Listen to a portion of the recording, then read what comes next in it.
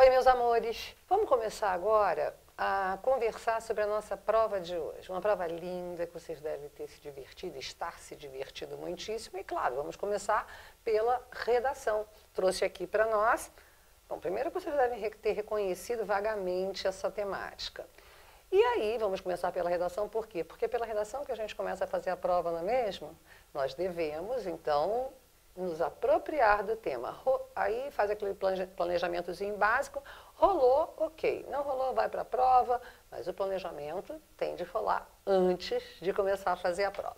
Então, aqui as instruções, texto opinativo argumentativo, ou seja, eu tenho de dar a minha opinião logo na largada, sobre o tema pessoas melhores, deixa eu ler aqui, pessoas melhores fazem um mundo melhor. Trata-se de uma afirmação, não de uma pergunta. Se você acha que pessoas melhores fazem um mundo melhor, então deveríamos aqui, na largada, a nossa opinião tem de ser de concordância. Sim, pessoas melhores fazem um mundo melhor. E aí, quando eu estava planejando esse tema, eu me lembrei de uma situação que é clichêzão, né? Mas me lembrei. Procure deixar não um mundo melhor para os seus filhos, mas sim filhos melhores para o mundo. Claro que vocês não devem ter usado isso, até porque a solicitação era outra, mas é por aí. E aí? Mínimo de 4 parágrafos. Aí posso fazer 3? Pode. Acontece que você não vai ter uma nota tão boa. 2 também, mas vai ficar cada vez pior. Apresente o tema e as delimitações na introdução, ou seja, o mundo não é o melhor dos lugares, infelizmente, mas é a casa que nós temos. Então esse mundo precisa ser melhor e para transformá-lo só pessoas melhores. Delimite por meio de pessoas melhores fazem um mundo melhor e aí já está dando a sua opinião. Não pode copiar em hipótese nenhuma, eu sei que você não fez e não fará isso, copiar trechos do texto de apoio, até porque tem pouquíssimos textos de apoio. Título, a gente não pode se esquecer, não pode ser um título óbvio, não é? Pessoas melhores fazem o mundo melhor, mas isso é a cópia, faltou então investimento autoral. 30, 50 linhas, não se esqueçam de que palavras repetidas, espaços em branco, rasuras, todos esses espaços que gastamos inutilmente serão descontados do cômputo final do número de linhas. Não é permitido, vocês sabem que não pode passar corretivo e critério de anulação, não vamos falar porque não vai ser o seu caso. Aí o primeiro texto de apoio era uma tirinha da Mafalda, ela olhando para o mundo e falando no cursinho dela, olha, este é um mundo, está vendo? Sabe por que este mundo é bonito? Porque é um modelo reduzido, o original é um desastre. Então ela já segue dizendo que é difícil, essa nossa casinha é difícil. E aí depois vem um texto mais ou menos de autoajuda do Stephen Kennedy. Embora o mundo não seja como você gostaria que fosse, lembre-se de que o seu ideal de mundo talvez não seja o que outros estão almejando. A solução dos conflitos não reside na guerra, mas na tolerância. Estava aí uma boa ideia. Não é a guerra que vai nos fazer terminar os conflitos em que estamos inseridos nesse mundão. Muito pelo contrário, é a tolerância, a empatia, a solidariedade, e essa não vem de algo externo, e sim de cada uma das pessoas. Ninguém sabe qual mundo é o melhor, por mais convicto que esteja. Portanto, se você pretende fazer um mundo melhor, e é claro que todos pretendemos, desconfie um pouco mais das teorias, aprimore o seu faro e seu senso de observação, reavalie de tempos em tempos as suas premissas e seja muito tolerante. E aí, localize na sua vida ou na literatura de ficção ou não, uma ou mais pessoas que realizaram algum feito o qual tenha transformado o mundo em um lugar melhor, refletindo sobre a ideia abaixo, pessoas melhores fazem um mundo melhor. Vamos começar por localize na sua vida, ok? Ou na literatura de ficção ou não. Vamos na sua vida. Aí eu gostaria de falar sobre o meu vizinho. O meu vizinho é uma pessoa que transforma o mundo num lugar melhor, ou então um parente. Então, nesse caso, você pode sim usar a primeira pessoa do singular, o eu, muito brevemente, mas brevemente mesmo, tá, meus amores? No desenvolvimento 1, ou seja, no segundo parágrafo. meu pai, meu vizinho, meu jardineiro, a senhora que trabalha na minha casa. E aí você cita rapidamente, não precisa dizer a biografia dessa criatura, mas você deve sim dizer os motivos pelos quais você acha que essa pessoa contribui para um mundo melhor. Bom, não vai ficar mais difícil? Não, absolutamente não vai ficar mais difícil, porque deu de falar de si. Deixa eu pedir desculpas que eu fico sentando e levantando, é aquela velha história do meu pé, tá? Que eu fiz uma cirurgiazinha. Bom, aí... mas eu não quero falar de mim, eu tenho medinho de usar o eu. Ok. Então você pode localizar na literatura um personagem, uma personagem de ficção, ou não, na literatura, por exemplo, na história do país, na história mundial. Você pode localizar uma pessoa ou, como diz aqui, mais pessoas, ou seja, um grupo. Não há nenhum problema de localizar um grupo, são as mais pessoas que transformam esse mundo num lugar melhor. Que tenha feito algo, um feito qualquer que tenha já tem que ter feito, tá? Não sei se mas que ele vai fazer. Não, tem de ter feito, ao qual tenha transformado o mundo em um lugar melhor. E aí, se você falar em você, citei a senhora que trabalha na minha casa. Essa mulher, não preciso dizer nome, talvez a idade para localizar contextualmente em relação à geração. O que ela fez, o que ela faz que transforma o mundo em lugar melhor? Deu de falar. E aí eu vou, depois, analisar o feito desta pessoa, por que este feito ou estes feitos transformam o mundo num lugar melhor. Quais as consequências imediatas, as práticas? Então, por exemplo, eu planto flores e esse feito transforma o mundo num lugar mais colorido. Tá, e as consequências imediatas? As consequências imediatas é a cor que eu estou emprestando a esse dia a dia cinzento. E as a longo prazo, e as mais subjetivas? A influência que essa pessoa pode exercer sobre as outras que vão buscar realizar os mesmos feitos. Portanto, essa pessoa que você tem de escolher, ela deve, na sequência do seu texto, essa pessoa deve ser apresentada como um exemplo. Feito isso, deu vamos, na introdução a gente apresentou o tema e a nossa tese, no D1 apresentei a pessoa, rapidamente o seu feito, em por que isto transforma o mundo num lugar melhor e quais as consequências práticas, pragmáticas, imediatas e as consequências mais subjetivas. E aí lá no D2 eu vou fazer o confronto. Se falamos em transformar um mundo num lugar melhor, pessoas melhores transformam o mundo num lugar melhor, é porque esse mundo não está tão bom. Aí no D2 eu vou analisar os aspectos negativos do mundo, alguns, que tenham link com os aspectos positivos apresentados pelo sujeito, pela personagem mesmo real que eu escolhi. Vou fazer um confronto, então vou fazer uma comparação. Olha, se tivesse mais gente assim, menos situações dessas ocorreria. Se mais gente se inspirasse no exemplo de pessoas que são solidárias, de pessoas que trabalham com voluntariado, menos situações de abandono haveria por aí. Na conclusão, retomo o tema, reafirmo essa minha opinião aqui e posso citar solução. Acho que não tem, tá, lindos? Como é que eu vou solucionar? Vamos criar mais pessoas melhores? É uma solução. E aí, conversando com vocês agora, me lembrei de uma outra tirinha da Mafalda, que ela é bastante reflexiva, nem parece uma criança, de uma outra tirinha da Mafalda, na qual ela afirma da importância dos exemplos, da importância do exemplo da sua mãe, do seu pai, dos seus amigos, tanto para o mal quanto para o bem. Bem interessante também.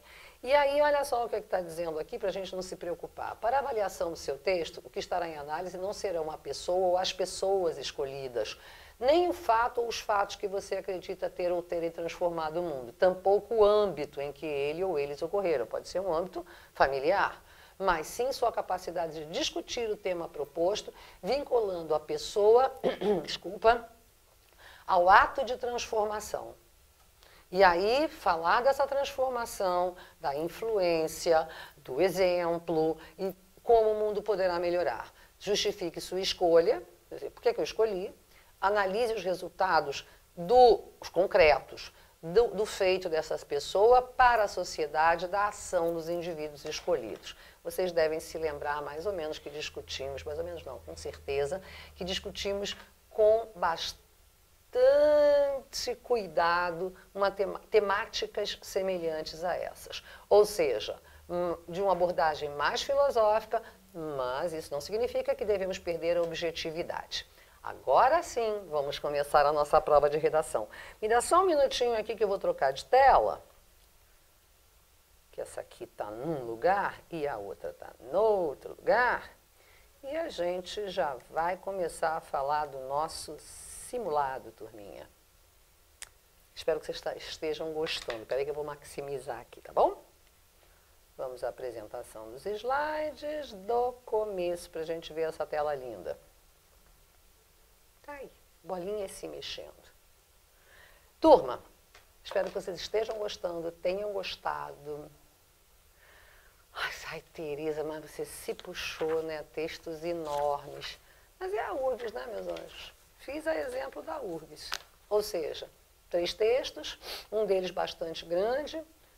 Os gêneros textuais são, via de regra, esses que apresentei. Então, vamos lá. Vamos lá. Simulado URGS 2017. Olha só, aí a gente vê o texto. Começou a prova, ok? Chegamos ao texto, vou ler esse texto, mas Jesus amado, essa mulher botou, deixa eu ver aqui quantas linhas, 82 linhas, não tinha mais nada para fazer?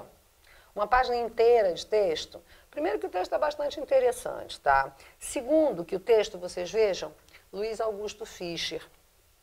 Mas eu não conheço. Ah, conhece sim, aquele do dicionário do Porto Alegrês.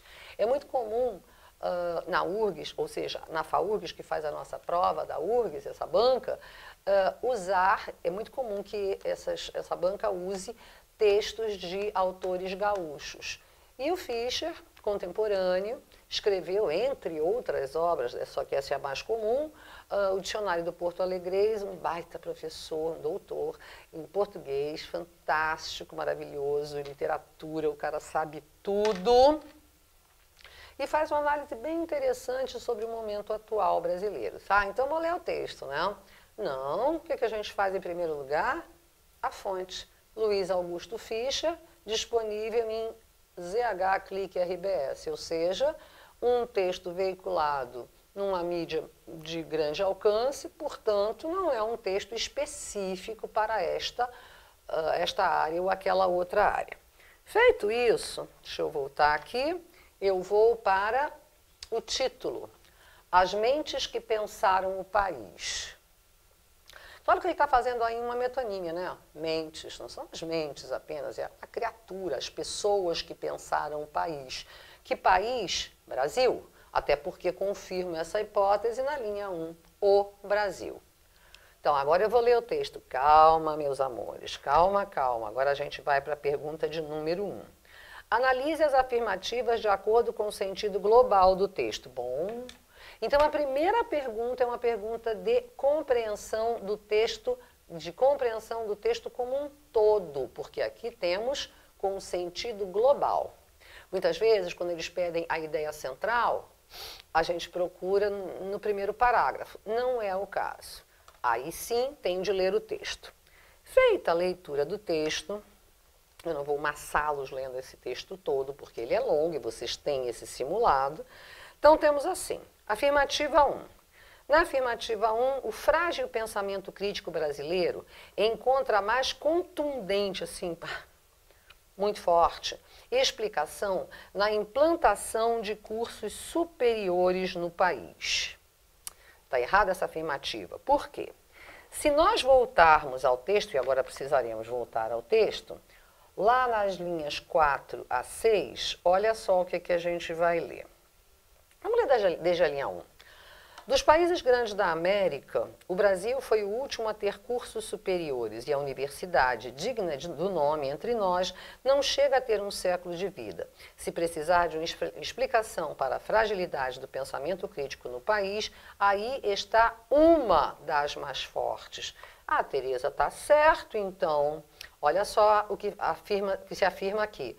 O frágil pensamento crítico brasileiro encontra a mais contundente explicação na implantação de cursos superiores no país. E aí, gente, aqui, ó, se precisar de uma explicação para a fragilidade do pensamento crítico no país, aí está uma das mais fortes, se não a mais contundente. Só uma palavrinha que nos tirou da jogada. Aí vem a afirmativa 2. A leitura de grandes pensadores nacionais, sem dúvida, inspirará os cidadãos brasileiros a construírem um olhar mais positivo a respeito do futuro da nação. Também está errada, meus lindos. Por quê? Lá no mote, naquele trequinho que vem logo abaixo do título, tá?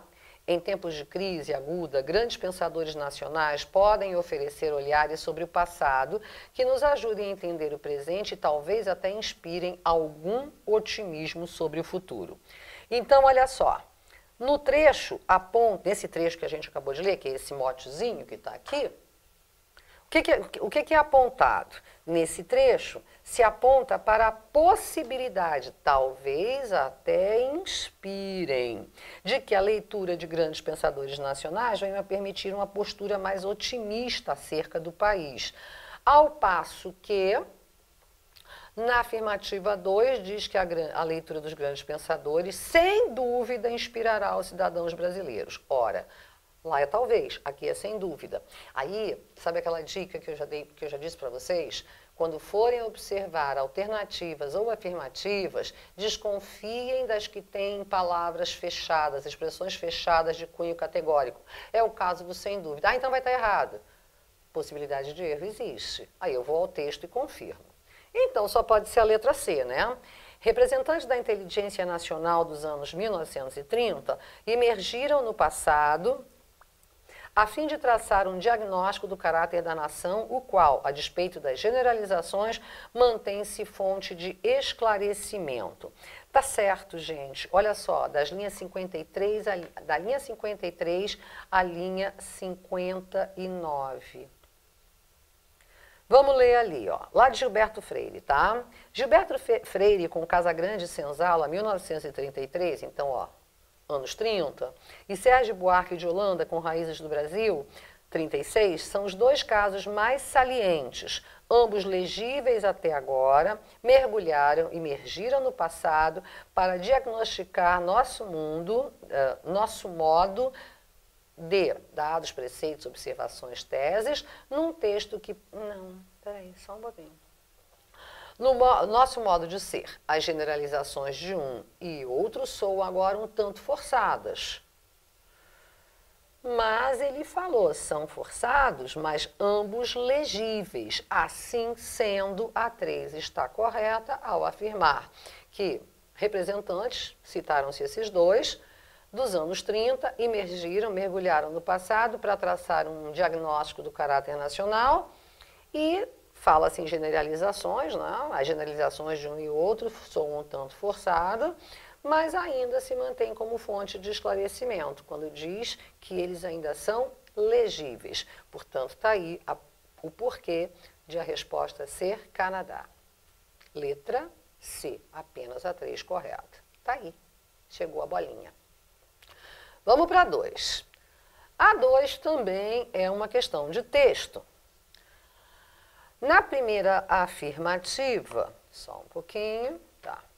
Na primeira afirmativa, nós temos a linguagem parnasiana adotada por Euclides da Cunha em Os Sertões, haja vista o emprego de metáforas, não permite adotar tal obra como interpretação da realidade brasileira.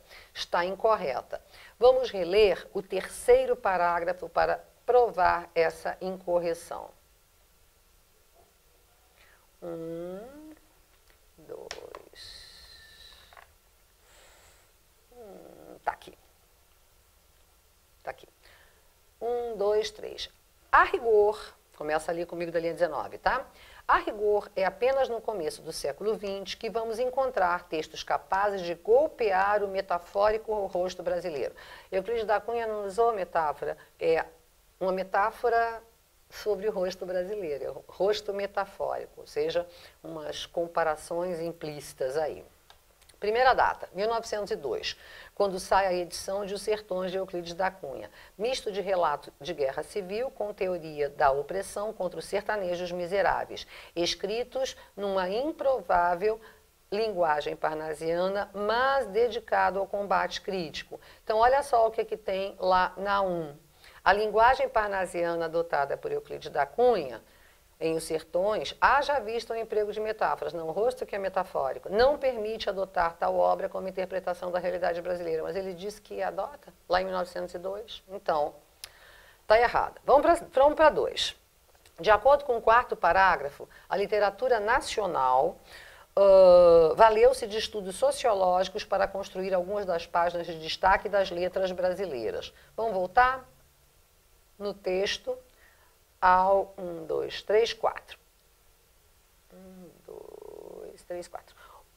O tempo da Primeira República parece que exigiu debate. Joaquim Nabuco já tinha lançado o Abolicionismo e Minha Formação, livros nos quais a grande chaga do escravismo ocupava o centro das atenções. Manuel Bonfim apresenta em 1905 seu impressionante ensaio América Latina, Males de Origem, que inspirou o nosso Simões Lopes Neto e forneceu-lhe alguns argumentos para defender a miscigenação como o melhor caminho para o Brasil. Essa tese estava longe de ser aceita pacificamente, bastando lembrar o caso de Silvio Romero, um pensador intenso e contraditório que, mesmo simpático ao mundo popular, defendia a tese do branqueamento em oposição parecida com a de Oliveira Viana, jurista, historiador, um eugenista.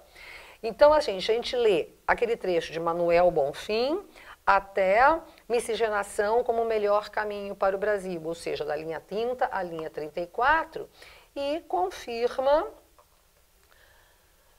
que a literatura nacional se valeu de estudos sociológicos para construir algumas das páginas de destaque. Então, a gente cita, é citado lá, né? Manuel Bonfim, Simões Lopes Neto, portanto, a literatura nacional. E aí, essa está certa. Agora vamos ler a 3. A tese de ser a miscigenação o melhor caminho para o Brasil, defendida por Simões Lopes Neto, não encontrou respaldo unânime entre os pensadores do Brasil. Está correta também, gente. Se a gente ler da linha 32 até a linha 40, olha só o que a gente vai encontrar.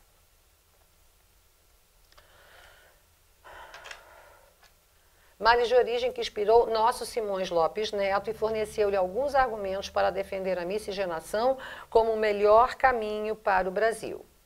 Aí segue, né, essa tese estava longe de ser aceita pacificamente, bastando lembrar o caso de Silvio Romero, e em oposição parecida com a de Oliveira Viana, então tá certo, porque aqui que a tese da miscigenação ser o melhor caminho para o Brasil, que Simões Lopes Neto defendia, não encontrou respaldo unânime. Basta citar, por conseguinte, Silvio Romero e Oliveira Viana. Assim sendo, letra E é a nossa resposta.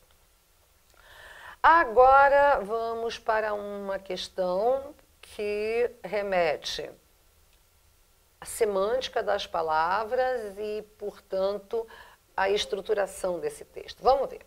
Enumerações são recursos de estruturação textual que, além de propiciar esclarecimentos, podem conduzir a inferências, ou seja, são implicitudes, não está escritinho ali, está nas entrelinhas, mas o texto dá pistas.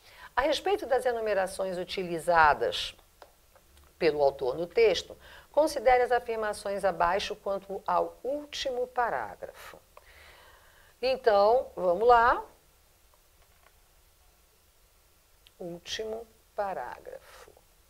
Chegamos ao último parágrafo. Vamos ler. Na geração seguinte, o pensamento crítico brasileiro encontrou maturidade em novo patamar, fruto, em grande parte, já da vida universitária moderna inaugurada nos anos 30. Nesta mesma geração, que publica basicamente entre o final dos anos 50 e dos anos 70, vamos encontrar 3 figuras cuja obra ecoa ainda agora. Ó, começou 3.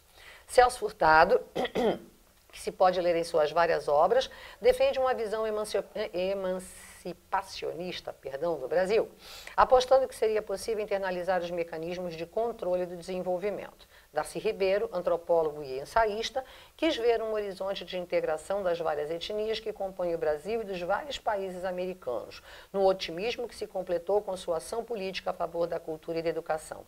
E o gaúcho Raimundo Faoro arguiu com precisão a perversão do poder no Brasil, mostrando que entre nós, quem chega lá não se sente representante de nada a não ser de seus interesses. Relido o último parágrafo, nós vamos para as afirmações. O que diz esse último parágrafo do texto?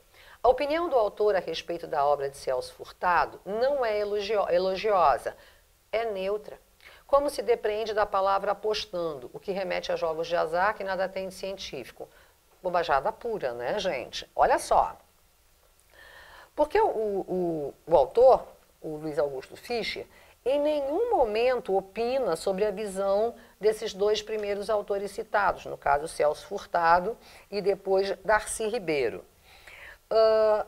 Quando ele utiliza a palavra apostando, não tem nada a ver com jogos de azar, ele refere-se a uma crença de Celso Furtado.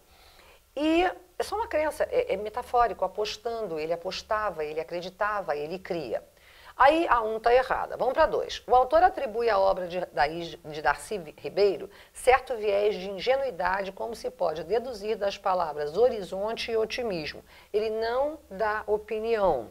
Quando ele se refere a Darcy Ribeiro e fala em horizontes e otimismo, ele não usa um juízo pejorativo, ele não diz que Darcy Ribeiro está errado. Horizonte é metafórico, é aquilo que a gente enxerga lá longe. E o fato de ele ser otimista não quer dizer que a obra tenha sido criticada por Luiz Augusto Fischer.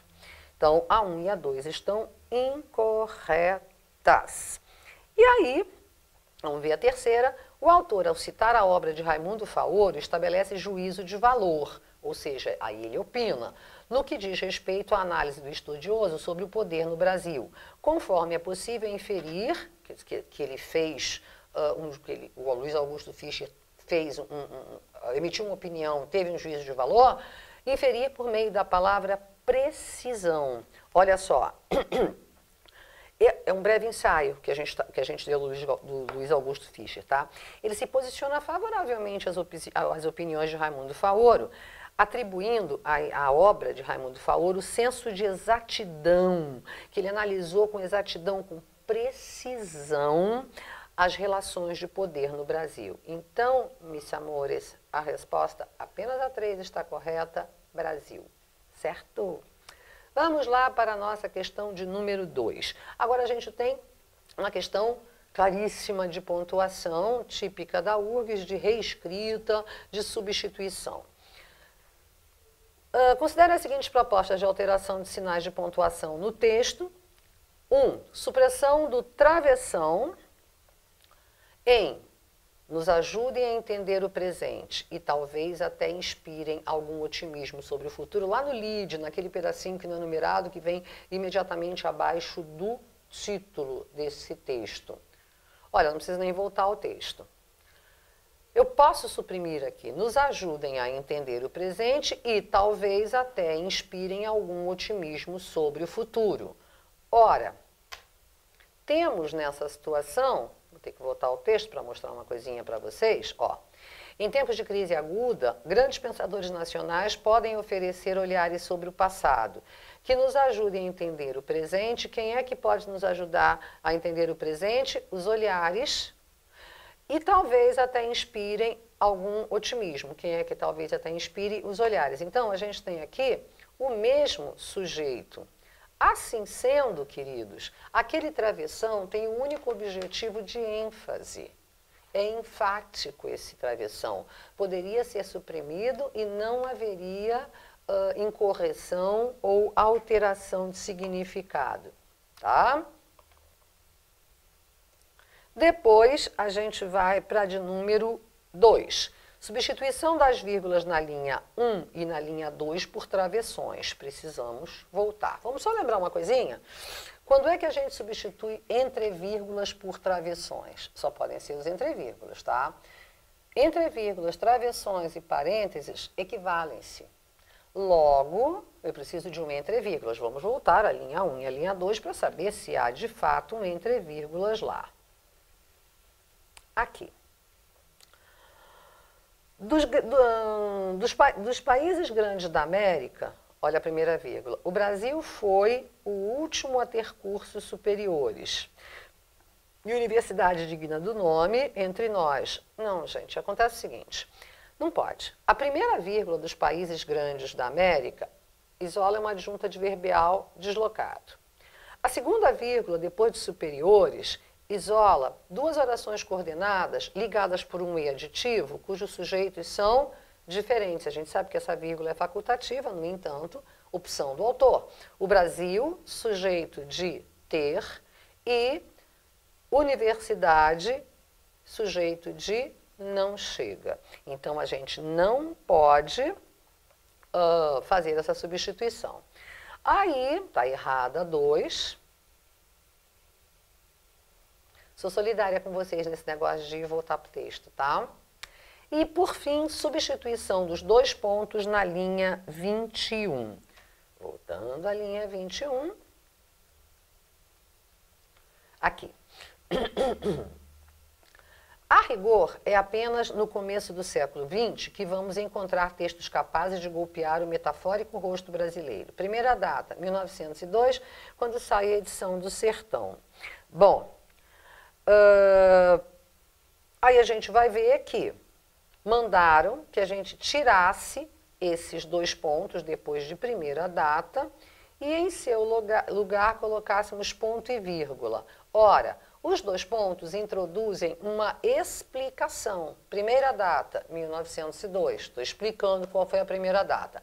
Ao ponto e vírgula não cabe tal papel de introduzir explicação. Ponto e vírgula é usado para separar orações que sejam completas, portanto independentes, preferencialmente que apresentem ideias contrárias, opostas entre si. Então, qual é a resposta, meus queridos? É a resposta D. Apenas a 1 está correta, tá?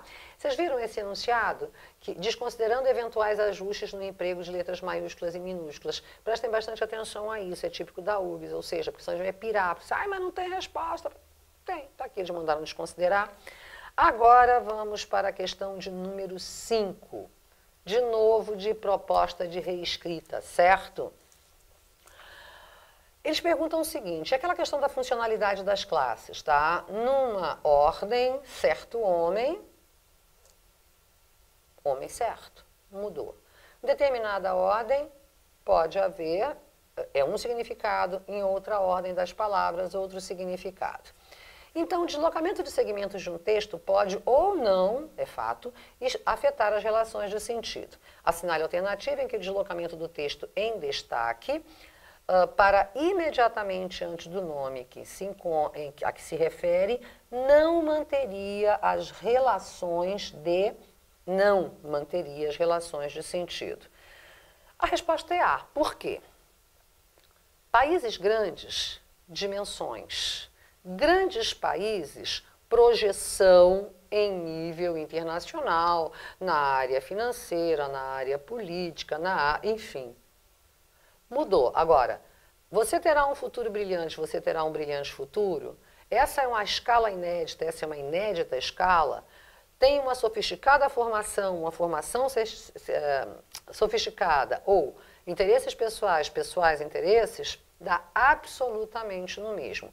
A despeito de, no português, termos a preferência por adjetivos depois do substantivo. Mas a inversão nem sempre provocará alteração de significado. Mas em países grandes, Brasil é um país grande, mas infelizmente em determinadas áreas não é um grande país, tá? Então a resposta é América. Agora a gente vai para uma questão de conotação, metáforas. Em diversas passagens, vamos lembrar o que é metáfora? A metáfora, na realidade, é uma comparação reduzida, tá? Os nexos comparativos, as expressões comparativas não estão presentes. Ela é bonita como uma flor. Aí temos uma comparação, porque eu tenho nexo como que fez a comparação. Agora, ela é uma flor, tem uma metáfora. O que é?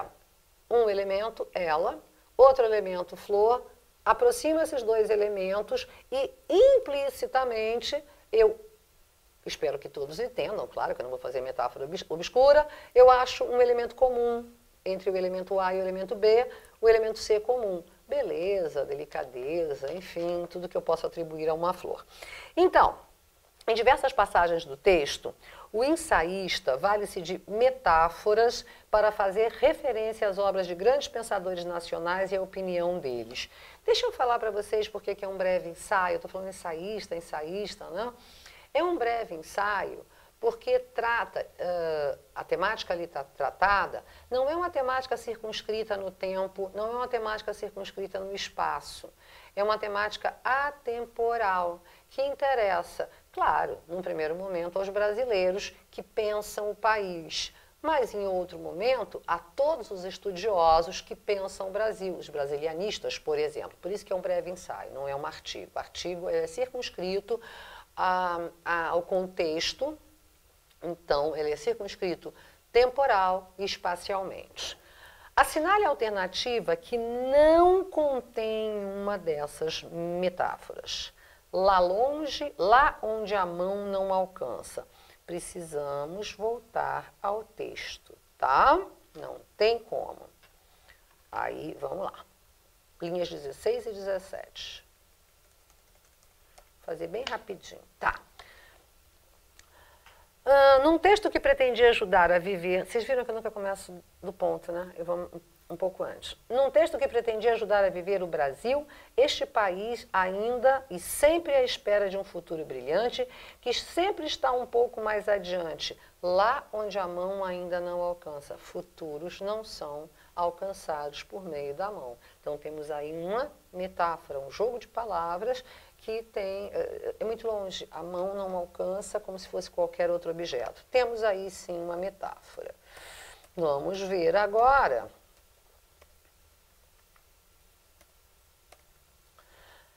Textos capazes de golpear. Aí eu não preciso nem voltar ao texto, né, gente? Textos não golpeiam, são ou máquinas ou, preferencialmente, seres que golpeiam. Mas, metaforicamente, textos contundentes que fazem uma crítica precisa, exata, severa. Aí vamos para a letra C. Misto de relato de guerra civil com teoria de opressão. Tá aí. A resposta é a letra C, por quê? Quando ele emprega a palavra misto aqui, ó, não está no sentido figurado, não é conotação isso. Refere-se tão somente à mescla desses dois assuntos, guerra civil e teoria da opressão. Misturou. Misto, mistura, misturar, temos aí a resposta. Contudo, vamos ver os outros. A grande chaga do escravismo, uma ferida do escravismo, figurado também, é uma ferida moral. O imenso passivo acumulado com os afro-brasileiros. Acumular passivo é uma linguagem da economia. Então, há uma dívida, de fato, moral com os afro-brasileiros, mas usar a expressão passivo acumulado sai de uma área, vem para outra e se faz a leitura. Devemos. Bom, então, resposta C.